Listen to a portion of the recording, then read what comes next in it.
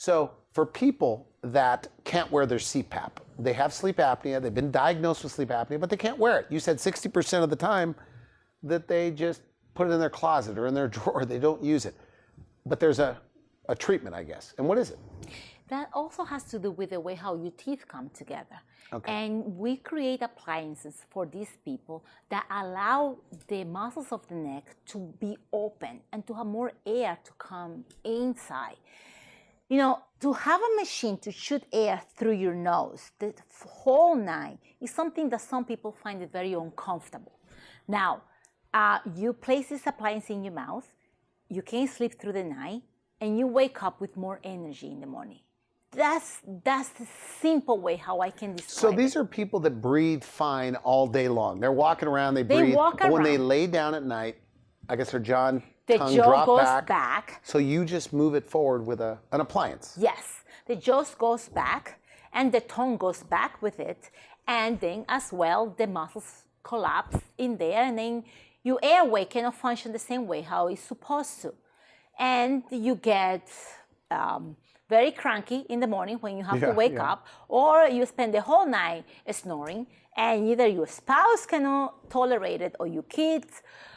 You know, I have a young lady that she came to us and she said, you know, my husband really hates to sleep with me. We had to get separate rooms. Because of the snoring? Because she was snoring. I mean, most of the time are men who snore, but she was the one who was snoring so bad that he couldn't have a full night's sleep. And then she said, you know, after you gave me the appliance, not just he was able to sleep and I was able to sleep with him, I had my relationship back. I also felt more energetic.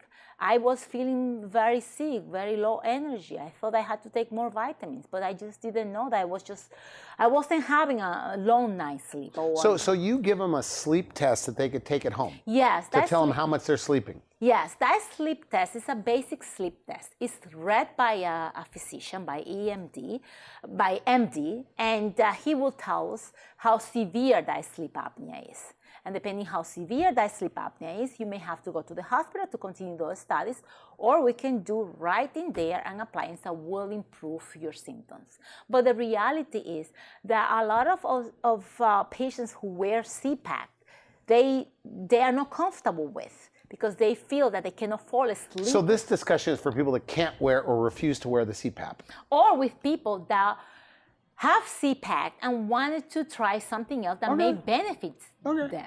And we have seen a lot of patients. So do you have a lot of people that were on CPAP and now they're off with one of these devices that you make for them? They feel more comfortable with the devices. Okay. We don't recommend them to come out from the CPAP, at least that the doctor had. But if they refuse to wear it, this is an option. Yeah, if they refuse to wear, that's an option. They have to have an option. They have to have another way how to breathe. You cannot just go to sleep and fall asleep during your job. Let's see if you are a conductor, a train conductor. In New York, a couple of years ago, around my house, a train conductor fell asleep, crashed the whole train coming down from Westchester. There were a lot of people that were dead just because that person, and later on it was confirmed that he was suffering from sleep apnea. Now, there are more and more drivers' accidents that happen because. So this is a big part of your practice? Treating sleep apnea? Yeah, that's a big part of our practice, treating sleep apnea. We see a lot of people that they need to have the sleep apnea addressed because that is interfering not just with their life, if not with other people's life.